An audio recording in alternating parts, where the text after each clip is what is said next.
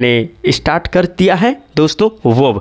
और आज मैं वर्ब का सेकंड पार्ट, वर्ब के फर्स्ट पार्ट में हमने बताया था कि वर्ब वर्बम शब्द से बना है। वर्बम का मीनिंग होता है दोस्तों वर्ड, और जब उस वर्ब को यानी कि उस वर्ड को हम किसी सेंटेंस में एडजस्ट कर देते हैं किसी सब्जेक्ट के साथ, किसी ऑब्जेक्ट्स के साथ, तो वहाँ पर वो हकीकत में एक्शन या फिर नॉन एक्शन रिप्ले करने लगता है दोस्तों, यानी वो रिप्रेजेंटेशन दिखाने लगता है माय डियर। तो इस चीज़ों पे हम थोड़ा सा ध्यान देंगे और उसी टॉपिक को आगे बढ़ाएंगे। फिर लास्ट क्लास में हमने बताया था कि इस वर्ब को हमने 2 हिस्सों में बांटा था दोस्तों। पहला हिस्सा था हमारा मेन वर्ब, और सेकंड जो पार्ट था मतलब वर्ब का वो था हमारा एक्सिलरी वर्ब दोस्तों। एक्सिलरी वर्ब में हमने कुछ चीज़ें देखी थी, हालांकि हकीकत में एक्सिलरी वर्ब को हम बहुत अच्छे लेवल पर पढ़ेंगे। अभी तो फ़िलहाल मैं वर्ब का जो पहला एरिया है जिसको हमने बताया था मेन वर्ब, उसके बारे में दोस्तों पढ़ रहे हैं, और उसी मेन वर्ब के टॉपिक को हम आज की क्लास में कंटिन्यू करते हैं। ध्यान से समझिएगा, चीज़ों को अच्छे तरीके से मेंटेन कीजिएगा। तो माय फ्रेंड्स, टॉपिक हम पढ़ रहे हैं वर्ब के 2 हिस्से, जिसमें से पहला जो हिस्सा है जिसको हम दोस्तों जानते हैं मेन वर्ब के नाम से। ध्यान दीजिएगा, जिसको हम जानते हैं किसके नाम से, मेन वर्ब के नाम से दोस्तों। और इसी मेन वर्ब को हमने 2 हिस्सों में बांटा था। जी हाँ, इसी मेन वर्ब को हमने 2 हिस्सों में बांटा था। पहला, सॉरी डस्टर मेरा कहाँ गया, ये है दोस्तों ट्रांजिटिव वर्ब। जी हाँ, और इसी मेन वर्ब का एक सेकंड पार्ट है दोस्तों जिसको हम इंट्रांजिटिव के नाम से जानते हैं।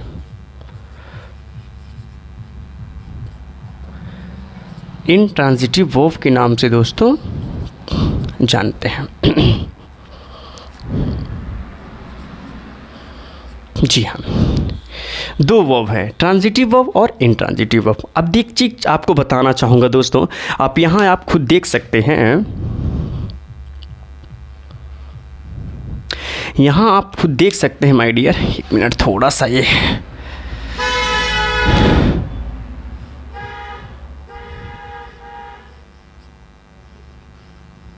जी हाँ, देखिए ट्रांजिटिव वर्ब और इंट्रांजिटिव वर्ब क्या होता है, इस पे हम चर्चा करेंगे। ध्यान से देखिएगा चीज़ों को। तो सबसे पहले बात करेंगे ट्रांजिटिव वर्ब। एक चीज़ बता दूं दोस्तों कि वर्ब को हम पढ़ रहे हैं, वर्ब के 2 हिस्से हमने बताया था। एक मैंने बोला था आपके सामने मेन वर्ब, मेन वर्ब, और दूसरा दोस्तों हमने बोला था एक्सिलरी वर्ब, है ना। तो उन दोनों वर्ब में से पहला वर्ब हम पढ़ रहे हैं मेन वर्ब, और मेन वर्ब वह होता है, एक चीज़ फिर से मैं आपको बता देता हूँ दोस्तों, मेन वर्ब उसको कहते हैं जिसमें एक्शन होता है, यानी ऐसे वर्ब जिसमें एक्शन हो। और एक्शन किस में होगा, जिस वर्ब को डूइंग की पोजीशन में लगती वक्त, यानी जिस वर्ब को करते वक्त हमारे शरीर में मूवमेंट होने लगता है दोस्तों, तो समझ लीजिएगा कि वहाँ के वर्ब में एक्शन है। प्ले मतलब खेलना, आई प्ले द गेम, मैं प्ले करता हूँ, तो यकीनन प्ले करने के लिए हमें अपना हाथ पाँव दोस्तों मूव कराना पड़ेगा। तो जिस भी वर्ब में आप ये सोच लीजिएगा कि जिस भी वर्ब में माय डियर एक्शन होगा, जहाँ भी क्या होगा, एक्शन होगा, तो आप आराम से समझ जाइएगा कि जहाँ भी एक्शन होगा माय डियर वो आपका मेन वर्ब होगा। और वही मेन वर्ब, वही हमारे जो एक्शन बताने वाले वर्ब होंगे, उन्हीं को दोस्तों हमने 2 हिस्सों में बांटा है। एक मैंने बोला है ट्रांजिटिव वर्ब, दूसरा हमने बोला है इंट्रांजिटिव वर्ब।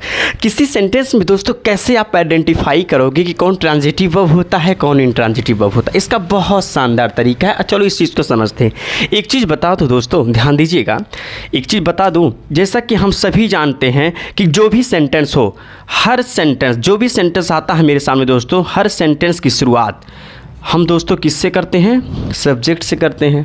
इतना तो आप जानते ही होंगे, सेंटेंस की शुरुआत हम हमेशा कहाँ से करते हैं, सब्जेक्ट से करते हैं दोस्तों। और सब्जेक्ट के बाद में माय डियर जो भी लिखा मिलता है वो क्या होता है, वर्ब होता है दोस्तों। क्या लिखा मिलता है, वर्ब। अब सारा खेल दोस्तों हमें यहीं से अप्रोप्रिएट करना है।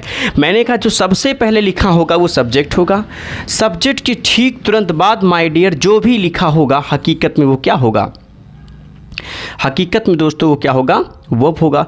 और अगर ये वर्ब एक्शन बता रहा है दोस्तों, ध्यान दीजिएगा, अगर ये वर्ब क्या बता रहा है, जी हाँ, अगर ये वर्ब माय डियर एक्शन बता रहा है तो यही वर्ब या तो ट्रांजिटिव होगा या तो इंट्रांजिटिव होगा। दोस्तों हमको इसी बात पे अच्छे तरीके से पढ़ाई करनी है। चलिए हम सीखते हैं कि ये वर्ब ट्रांजिटिव कब होगा। तो इसका बड़ा सिंपल सा फंडा है दोस्तों, किसी भी सेंटेंस में हमको सबसे पहले जो नज़र आएगा वो हमारा सब्जेक्ट होगा, सब्जेक्ट के बाद जो लिखा होगा बेटा वो आपका वर्ब होगा। अब यहीं आपको ध्यान देना है, ध्यान दीजिएगा, किसी भी सेंटेंस में यदि हमको वर्ब नज़र आ जाता है दोस्तों, हमने क्या बोला, कोई भी सेंटेंस हो, सेंटेंस में यदि वर्ब नज़र आता है और वर्ब के बाद जो चीज़ लिखा हो बेटा वो अपने आप में ऑब्जेक्ट हो। थोड़ा यहाँ पर आप ध्यान दीजिएगा दोस्तों, यही मेन क्राइटेरिया यही है माय फ्रेंड्स। कोई भी सेंटेंस हो यदि हमको उसमें ऑब्जेक्ट नज़र आ जाता है, जी हाँ, क्या नज़र आ जाता है दोस्तों, ऑब्जेक्ट, तो समझ जाइएगा, जी हाँ, तो आप समझ जाइएगा, यदि सब्जेक्ट होगा, वर्ब होगा, वर्ब के बाद ऑब्जेक्ट होगा, तो बेटा अपने आप समझ जाइएगा कि ये जो पूरा सेंटेंस है तो इसमें जो वर्ब आएगा ना, उसमें जो वर्ब आएगा दोस्तों वो आपका ट्रांजिटिव वर्ब होगा। यही चीज़ हमको आपको बताना है। अभी मैं सारा चीज़ क्लियर कर देता हूँ, थोड़ा सा आप ध्यान दीजिएगा।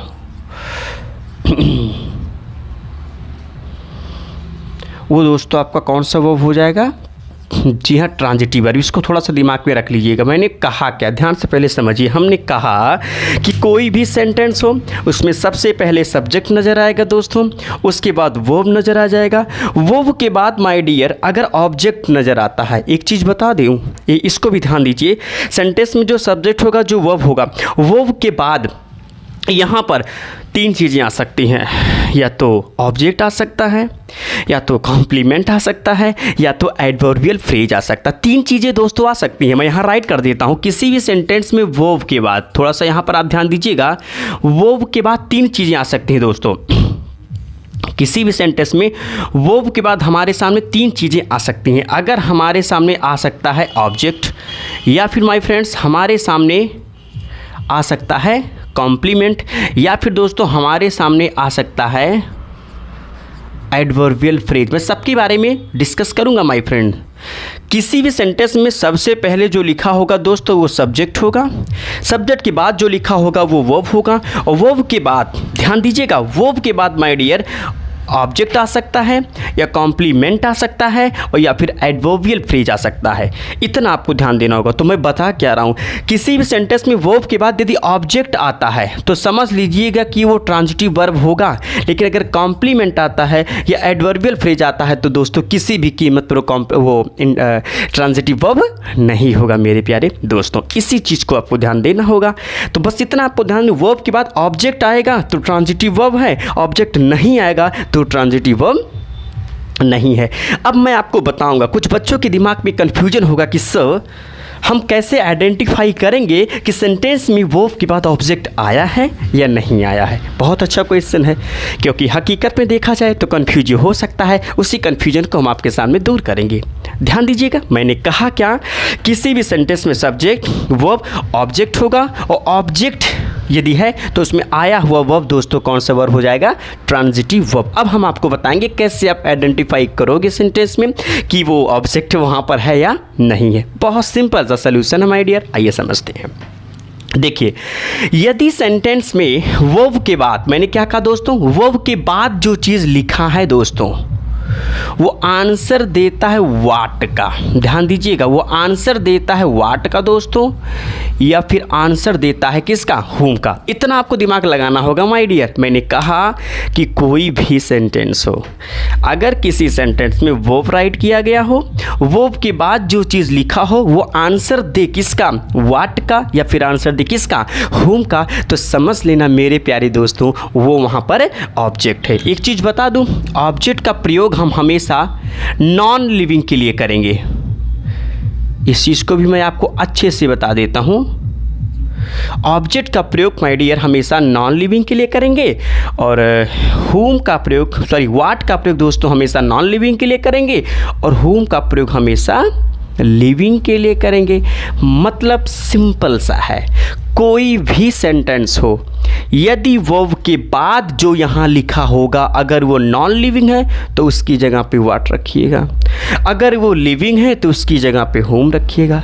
अगर ये दोनों जवाब में मिलते हैं तो समझ लेना वो ऑब्जेक्ट है, और अगर वो ऑब्जेक्ट है तो उसमें आया हुआ वर्ब माय डियर क्या होगा, ट्रांजिटिव वर्ब होगा। ओके, चलिए एग्जाम्पल के माध्यम से चीज़ों को समझते हैं। एग्जाम्पल थोड़ा सा देखिए, कैमरामैन यहाँ दिख रहा है, यहाँ पर दिख रहा ना, यहाँ तक। चलिए दोस्तों एक दो एग्जाम्पल मैं देता हूँ, ध्यान दीजिएगा। जैसे मान लिया एक छोटा सा एग्जाम्पल हमने कहा, ध्यान देना, हमने कहा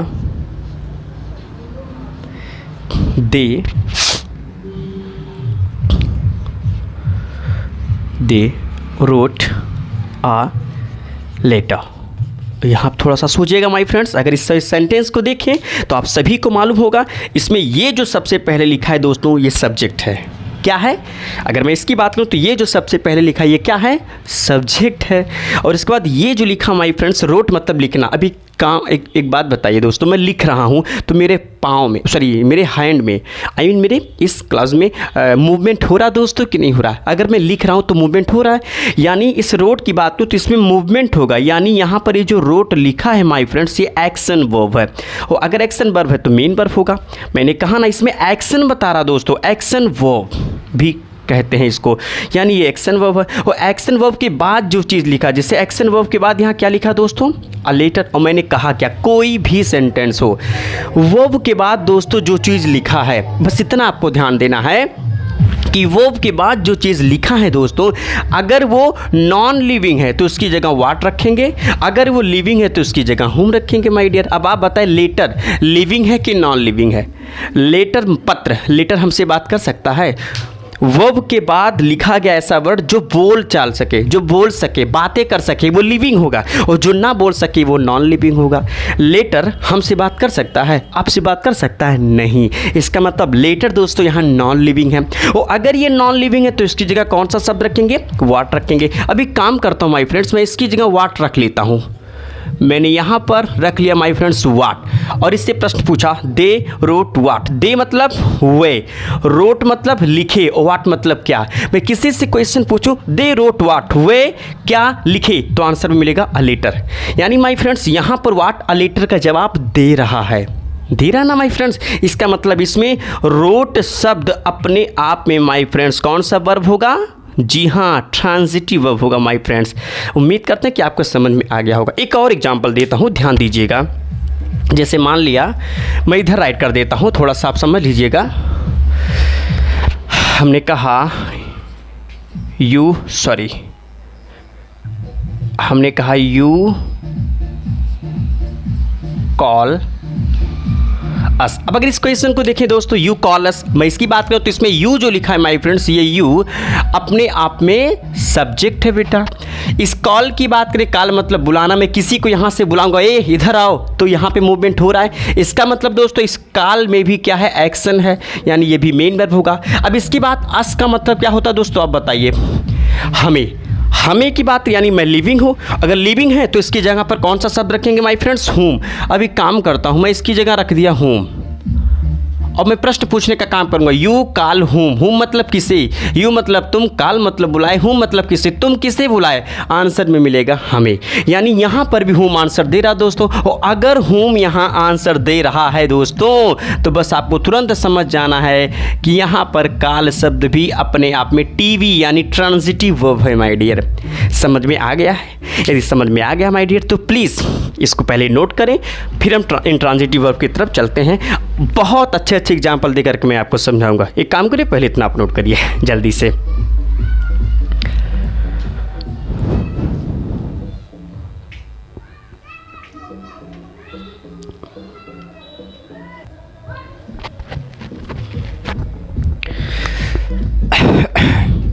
तो दोस्तों हमें लगता है आप ये राइट कर चुके होंगे।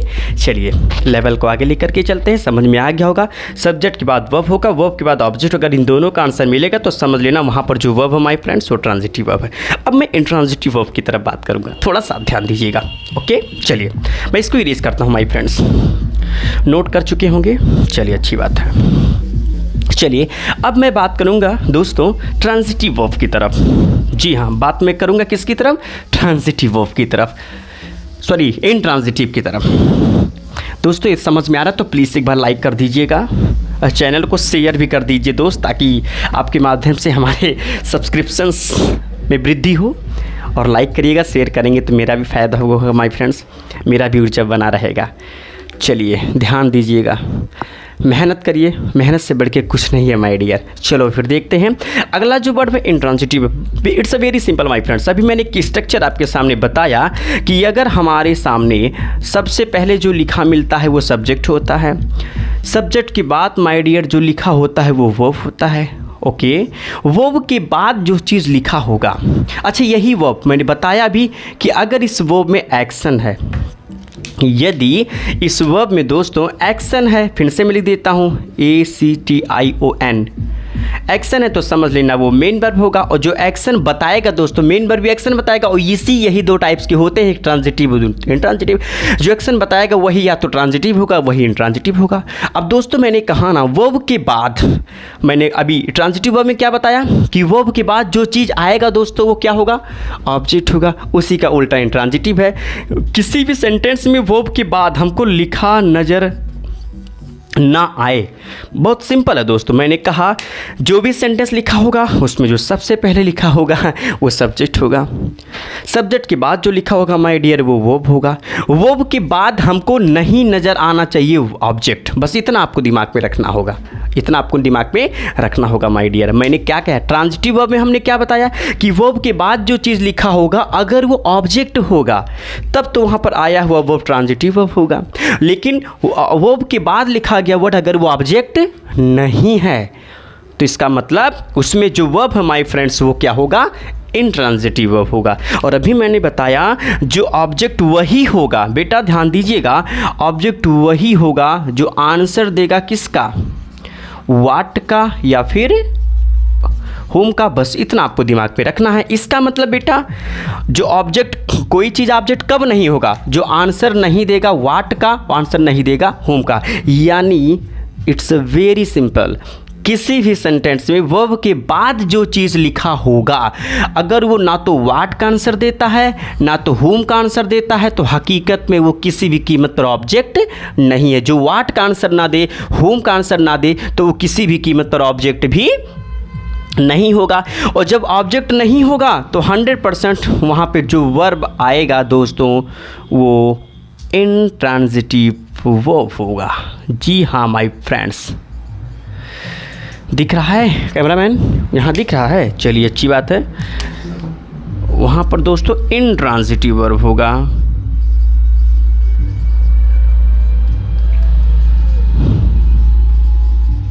जी हाँ, एग्जाम्पल देता हूँ आपके सामने, सारी चीज़ें क्लियर हो जाएंगी। मैंने कहा सब्जेक्ट हो, सब्जेक्ट के बाद वर्ब हो, वर्ब के बाद नहीं आना चाहिए ऑब्जेक्ट, ऑब्जेक्ट वही नहीं होगा जो व्हाट या होम का आंसर नहीं देगा फ्रेंड्स। इसका मतलब उसमें आया वो वर्ब इंट्रांजिटिव वर्ब होगा। चलिए चीज़ों को समझने का प्रयास करते हैं। मैं एग्जाम्पल देता हूँ यहाँ पर, चलिए ध्यान से देखिए। एग्जाम्पल मैंने लिखा my friends, very simple example. मैंने कहा ही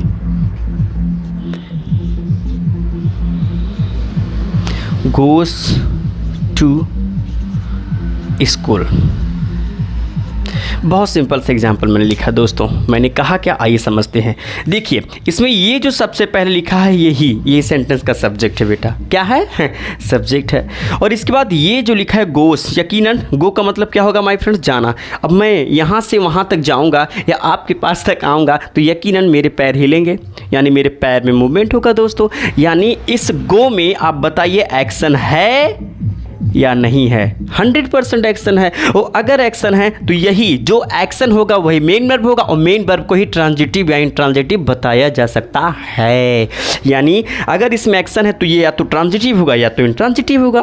ट्रांजिटिव या इंट्रांजिटिव होने की शर्त को मैं बता चुका हूँ। अगर इसके बाद ये जो शब्द लिखा है माय फ्रेंड्स, अगर ये ऑब्जेक्ट होगा तब तो ये ट्रांजिटिव होगा, अगर ये ऑब्जेक्ट नहीं होगा तो ये इंट्रांजिटिव होगा। ऑब्जेक्ट है कि नहीं, चलिए पता करते हैं। पता कैसे करेंगे? जो व्हाट या होम का आंसर नहीं देगा समझ लो ऑब्जेक्ट नहीं है। अगर ऑब्जेक्ट नहीं है तो वो इंट्रांजिटिव होगा। आइए समझते हैं। चलिए स्कूल की बात करें माय फ्रेंड, तो आप बताइए स्कूल लिविंग है कि नॉन लिविंग है?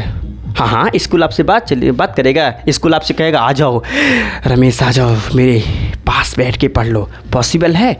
बिल्कुल भी पॉसिबल नहीं है। चलो फिर देखते हैं। अब स्कूल की बात करें माय फ्रेंड्स, तो हकीकत में ये नॉन लिविंग है। इसकी जगह मैंने क्वेश्चन रखा व्हाट। जी हाँ, अब मैं आपसे प्रश्न पूछूंगा। मैंने कहा ही मतलब वह, गोज मतलब जाता है, वाट मतलब क्या? मैं पूछूं ही गोज वाट, वह क्या जाता है? आप खुद बताइए, आप खुद बताइए। आप कोई किसी इंसान से पूछो आप कहाँ, आप क्या जाते हो, ये कहना सही होगा, या आप कहाँ जाते हो ये कहना सही होगा? आप खुद सोच के बताइए। कोई इंसान बाज़ार जा रहा है, स्कूल जा रहा है, दिल्ली जा रहा है, बस्ती जा रहा है, लंदन जा रहा है, आप उससे क्या कहोगे? अगर आपको इस सेंस में पूछना है कि कहाँ जा रहे हो, इस सेंस में पूछना है, तो आप उससे पूछोगे तुम क्या जा रहे हो या तुम कहाँ जा रहे हो? यकीनन क्या लगा करके पूछोगे तो हकीकत में ये क्वेश्चन नॉनसेंस होगा माय फ्रेंड्स। कहाँ लगा करके पूछोगे तो आंसर से मिलेगा। अगर मैं इस क्वेश्चन पे इस स्कूल की जगह वाट ना रख के होयर रख दूं, तब तो इसका आंसर मिलेगा ही गोज होयर, वह कहाँ जाता है। लेकिन माय फ्रेंड्स इस स्कूल की जगह मुझे होयर नहीं रखना है। ध्यान दीजिएगा, इस स्कूल की जगह WHERE मुझे होयर नहीं रखना है, मुझे रखना है सिर्फ वाट। और यहाँ पर वाट रखने पर यह आंसर नहीं दे रहा है। यानी यहाँ पर स्कूल की बात करें माय फ्रेंड्स, तो स्कूल यहाँ पर ऑब्जेक्ट नहीं है। और मैंने कहा ऐसे वर्ब जिनके बाद ऑब्जेक्ट ना आए हों, तो ऐसे वर्ब को माय फ्रेंड्स हम कौन सा वर्ब बोलेंगे? सॉरी, दिखेगा नहीं, ध्यान दीजिएगा, यहाँ मैं राइट कर देता हूँ। ऐसे वर्ब को माय फ्रेंड्स हम इंट्रांजिटिव वर्ब बोलेंगे। इंट्रांजिटिव वर्ब बोलेंगे। समझ में आ गया होगा, आप समझ गए होंगे। बस आपको इतना ही ध्यान देना है कि ऐसे वर्ब जिनके बाद ऑब्जेक्ट ना हो, तो उसमें आया हुआ वर्ब कौन सा वर्ब होगा? इंट्रांजिटिव वर्ब होगा। ये ऑब्जेक्ट नहीं है क्योंकि इसने वाट का आंसर नहीं दिया। होयर का आंसर तो दे रहा है लेकिन होयर नहीं रखना है। ऑब्जेक्ट नहीं है, ये एक ही चीज़ बता सकता है, जो वाट या होम का आंसर ना दे। इसका मतलब जो होयर का आंसर देगा वो भी ऑब्जेक्ट नहीं होगा। हाँ बिल्कुल, लेकिन इस टॉपिक को ये हम बात के किसी वीडियो में बहुत अच्छे से पढ़ेंगे माय फ्रेंड्स।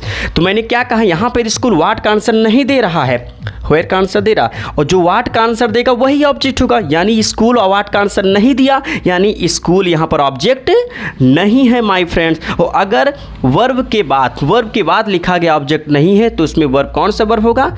इंट्रांजिटिव, यानी गोज शब्द यहाँ दोस्तों क्या होगा? इंट्रांजिटिव वर्ब होगा। समझ में आया? एक काम करिए, इसको नोट कीजिए दोस्तों जल्दी से।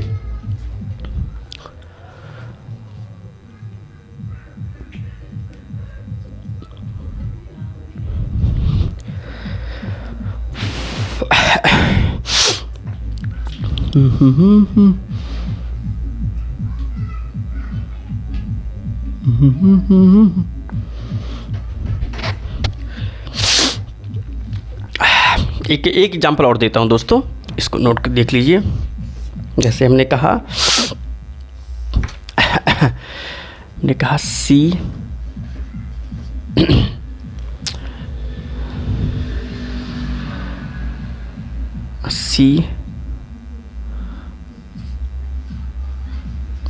रन्स। कैमरामैन दिख रहा है? ये देखिए दोस्तों, अगर इस क्वेश्चन की बात करें, आप यहाँ आराम से देख सकते हैं। इस क्वेश्चन में ये जो सबसे पहले लिखा है दोस्तों, ये सी, हकीकत में ये सी क्या है आप बताइए? अब तो पहचान गए होंगे ना दोस्तों, हकीकत में सी यहाँ पर सब्जेक्ट है। इसके बाद ये जो लिखा है रन, मतलब क्या होता है दोस्तों? दौड़ना। अगर आप दौड़ोगे तो पैर में मूवमेंट होगा, यानी यहाँ पर भी जो वर्ब है माय डियर, इसमें एक्शन है। आपको इतना ही ध्यान देना है कि एक्शन होना कंपलसरी है। अब हकीकत में इसमें एक्शन होगा तो ये वर्ब या तो ट्रांजिटिव होगा या तो इंट्रांजिटिव होगा। ट्रांजिटिव होने की शर्त क्या है? वर्ब के बाद जो चीज़ लिखा हो, वर्ब के बाद यहाँ स्लोली लिखा है, स्लोली का मतलब धीरे से। वर्ब के बाद जो चीज़ लिखा है, अगर वो वाट या होम का आंसर देगा तो वो ऑब्जेक्ट है, अगर आंसर नहीं देगा तो ऑब्जेक्ट नहीं है। चलिए फिर देखते हैं। स्लोली की जगह माय फ्रेंड्स मैं रखता हूं व्हाट। जी हाँ, स्लोली की जगह मैंने क्वेश्चन पूछने का काम किया व्हाट। अब मैंने पूछा सी मतलब वह, रन मतलब दौड़ती है, व्हाट मतलब क्या, वह क्या दौड़ती है। मिलेगा आंसर? मिलेगा? वह क्या दौड़ती है। अगर इसको मैं ऐसे बोलूँ वह कैसे दौड़ती है तब तो मिलेगा। और कैसे की अंग्रेजी क्या होती है माय फ्रेंड्स, हाउ। और हाउ तो रखना नहीं है। ऑब्जेक्ट को पहचानने के लिए दो ही शब्द बने हैं, या तो व्हाट या तो हुम। हम यहाँ हाउ रखेंगे तो आंसर मिलेगा, लेकिन हाउ ऑब्जेक्ट का आंसर नहीं देगा दोस्तों। ऑब्जेक्ट का आंसर सिर्फ व्हाट या हुम देता है। इसका मतलब इस सेंटेंस की बात करूँ तो यहाँ पर व्हाट आंसर नहीं दे रहा माय फ्रेंड्स। इसका मतलब स्लोली किसी भी कीमत पर यहाँ ऑब्जेक्ट नहीं है। अगर यहाँ ऑब्जेक्ट नहीं है इसका मतलब रन्स यहाँ पर दोस्तों क्या होगा, हेलो क्या होगा, इंट्रांजिटिव वर्ब होगा माय फ्रेंड्स। तो हम उम्मीद करेंगे कि बहुत अच्छे से टॉपिक समझ में आपको आ गया होगा। एक चीज़ और बता दूं माय फ्रेंड्स, ट्रांजिटिव का मतलब होता है पास ओवर। ट्रांजिटिव का मतलब होता माय डियर पास, ये मैं क्या लिख रहा हूँ, पास ओवर। ऐसे लाइट कर देता हूँ। ट्रांजिटिव का मतलब होता दोस्तों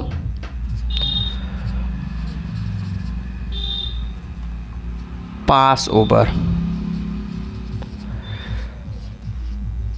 जी हाँ, क्या होगा, पास ओवर। पास ओवर मतलब जो एक दूसरे के पर पास कर सके, है ना। जैसे मैंने एग्जांपल अभी दिया था, जैसे आपको जो ये इंसान स्कूल पर जा रहा है, क्या स्कूल इसके पास आ जाएगा, नहीं आ जाएगा, बिल्कुल भी नहीं आ जाएगा दोस्तों।